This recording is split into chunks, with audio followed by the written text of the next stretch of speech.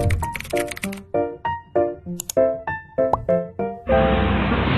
sahabat, perkenalkan saya Imadana Sheruna. Di sini saya selaku host yang akan memandu podcast kali ini. Tentunya saya tidak sendirian dong ya. Saya ditemani oleh Kak Diva Putri.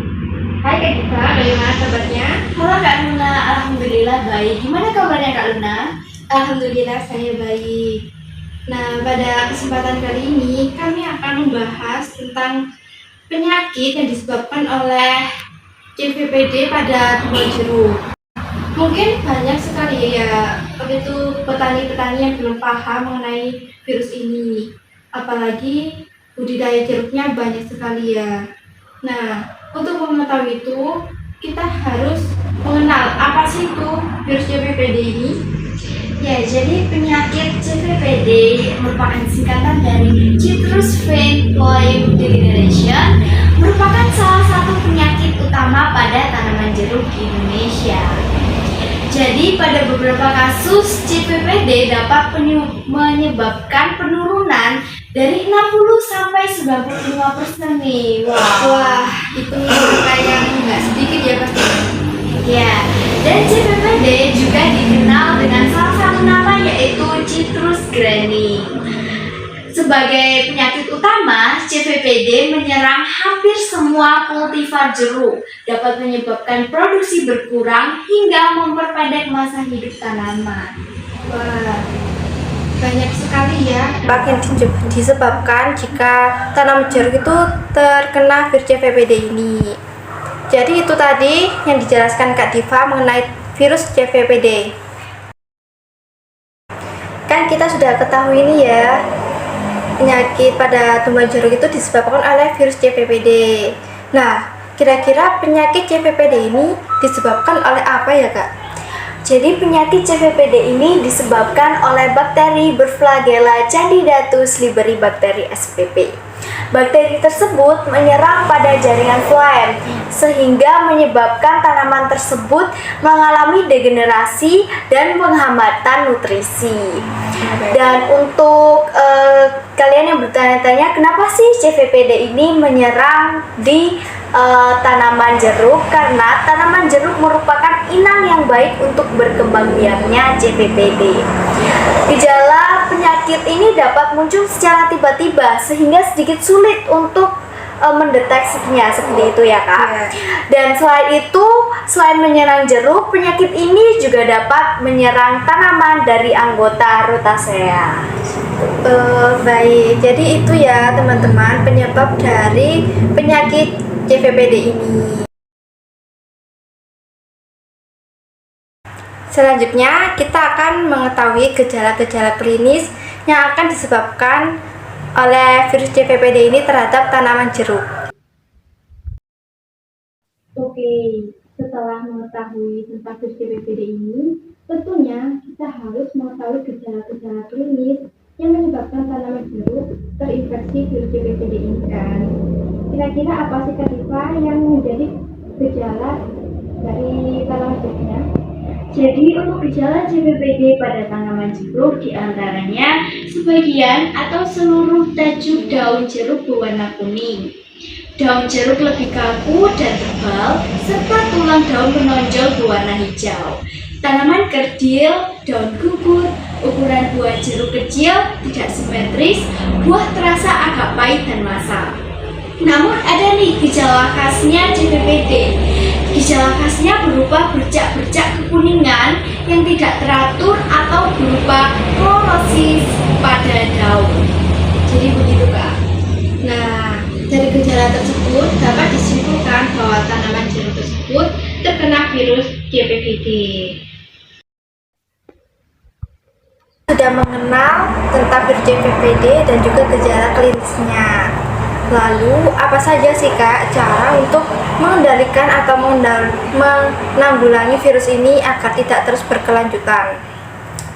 Untuk mengendalikan penyakit CVPD diperlukan konsep PHT yang memanfaatkan beberapa teknik pengendalian yang dapat dipergunakan secara terpadu untuk mengendalikan CVPD sampai tingkat yang tidak menimbulkan kerugian secara ekonomi manusia dan juga lingkungan. Baik. Komponen-komponen pengendalian yang dapat diaplikasikan diantaranya yang pertama ada penanaman bibit jeruk bebas CVPD. Pasti bertanya-tanya nih, apa nih maksudnya ya kan? Iya. Jadi Boleh ini dijelaskan gitu Kak ya? Iya, benar sekali. Jadi yang pertama bisa pembuatan bibit yang dilakukan dalam rumah kasa atau greenhouse. Yang kedua, bibit diseleksi dengan deteksi penyakit CVPD. Dan yang terakhir, pohon induk dapat diberi perlakuan dengan perendaman selama 20-30 menit menggunakan larutan antibiotik. Yang nomor 2 ada budidaya tanaman sehat. Yang ketiga ada pemantauan tanaman bergejala CVPD, eradikasi tanaman terserang, serta pengendalian serangga vektor, dan juga ada karantina gitu Kak. Oke, itu tadi ya teman-teman cara untuk menanggulangi virus CVPD ini agar tidak terus berkelanjutan. Dari semua itu, apa mungkin ada fakta menarik Kak yang belum banyak orang ketahui tentang virus CVPD ini? Mungkin kita mulai dari kapan ya virus ini muncul. Ya, oke. Jadi virus ini itu muncul pada tahun 1980-an yang menyebar luas di Kabupaten Jenepo, Kabupaten Banten, dan juga Kabupaten Bulukumba. Terus ada juga nih hasil penelitian yang menunjukkan ada beberapa agensi hayati yang mampu mengendalikan secara efektif vektor penyakit CVPD di lapang, diantaranya adalah parasit limfa dan juga ektoparasit, Tamarisia radipiata, dan endoparasite.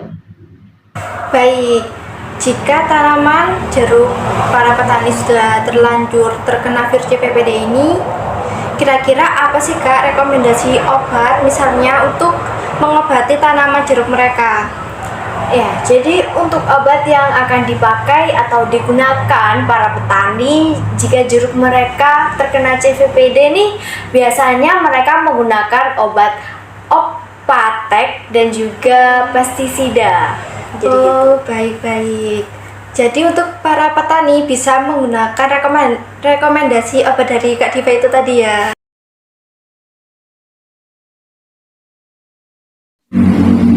Jadi, dalam podcast kali ini dapat diambil kesimpulan bahwa petani harus gercep nih dalam mengetahui apa saja sih yang menyerang kebun jeruk mereka dan untuk mengantisipasi kerugian yang akan disebabkannya.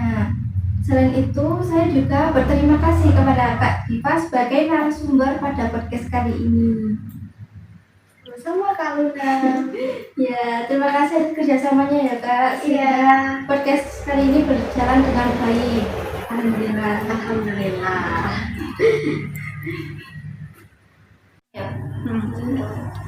Assalamualaikum warahmatullahi wabarakatuh. Halo semuanya, perkenalkan kami dari kelompok 8. Nama saya Diva Putri Alfian. Saya Salsabila Dwi Anissa. Saya Imadana Shaluna. Saya M. Afief. Jadi hasil podcast tadi merupakan hasil kerja keras kami.